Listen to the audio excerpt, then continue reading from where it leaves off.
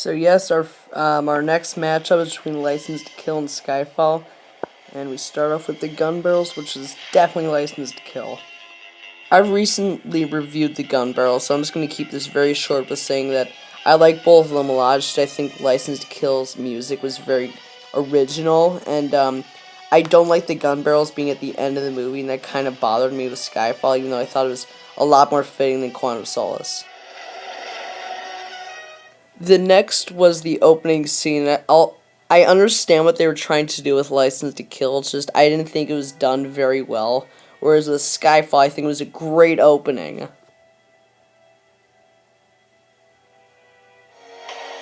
The next is the opening title sequence and the theme song. Although I think License to Kill was a very solid effort, actually. I think Skyfall had one of the best theme songs in the entire series.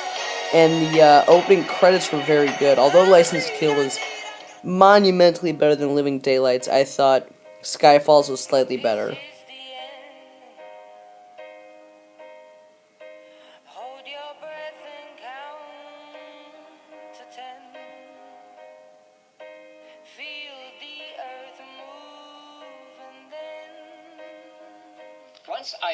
The next is the Q branch scene, and I think License to Kill's Q scene rivals that of Goldfinger for the best in the entire series. I love how it really is a part of the plot, and although I think Skyfall's was very original, I thought this was definitely the most important in the entire series, at least plot-wise, and I thought that's what I liked most about the Q scene for License to Kill.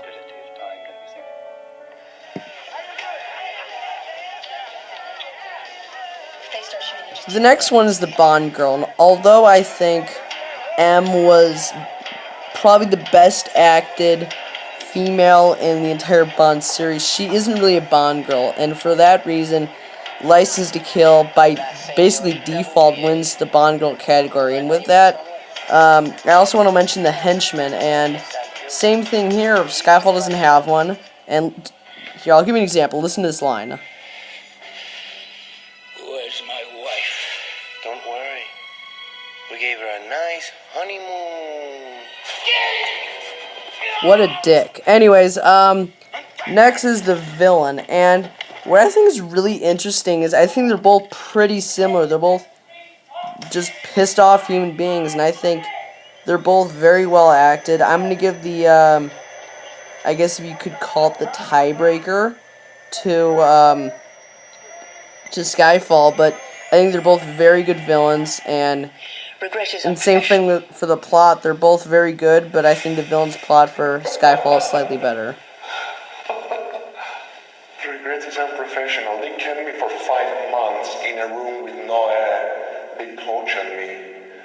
And I protected your secrets. I protected you. But they made me suffer. And suffer. And suffer. I'll talk about it more later, but I think M is definitely better here, and, yeah, I hate to be spoiled, but I think it was a great send-off for her.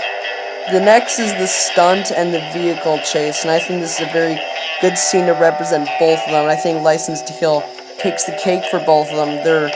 It's a great scene, and definitely the best scene in the entire movie, and I've done my top 10 stunts, and this was highly ranked. I think it's a better version of Diamonds Are Forever with the car, but I just think it's an awesome scene and a very well done scene. Tie these two together because they're kind of the same thing, and that is the Bond henchman fight and the random Bond fights that happen throughout the movie. And I think the better henchman fight is definitely in License to Kill, but the more overall action, although License to Kill is a lot, I think it's definitely in Skyfall.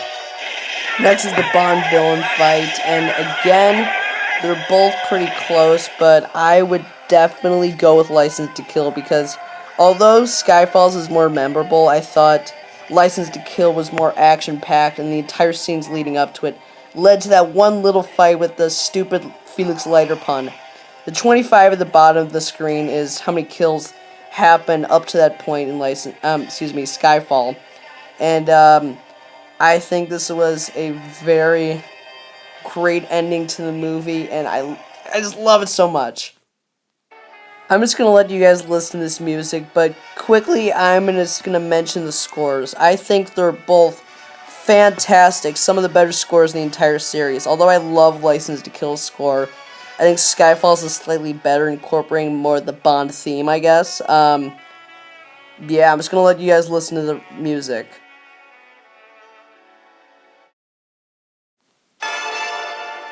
Almost forgot to mention the male ally, which is usually Felix Leiter, and Skyfall doesn't really have one, so obviously it goes to License to Kill. Yeah, it's kind of cheap using this section, but too late.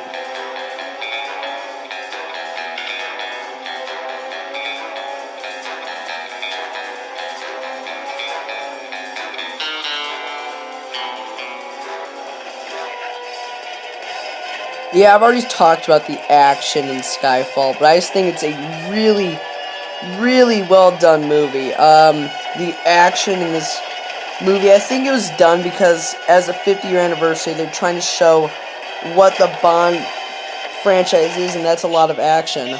And I was going to mention how I was going to talk about the end performances, and although I think License to Kill had some very good acting, I think Judi Dench in this role was outstanding.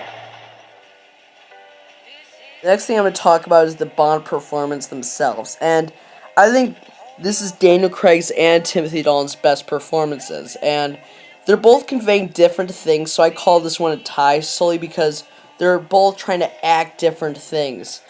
Daniel Craig's trying to be like an injured Bond who's helping M, whereas Timothy Dalton's revenging his friend.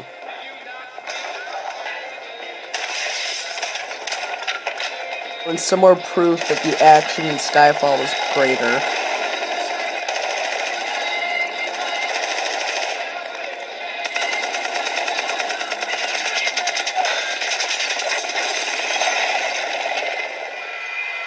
The next thing is how well it dates, and I think it's a tie, even though this one seems kind of kooky, but besides that, it's all great. The end credits scene is definitely for Skyfall. So all in all, License to Kill is 11 points and Skyfall is 26. Next time, again, another surprise, and I'm going to leave you with this clip. So long. We're not a country club, 007. Effective immediately.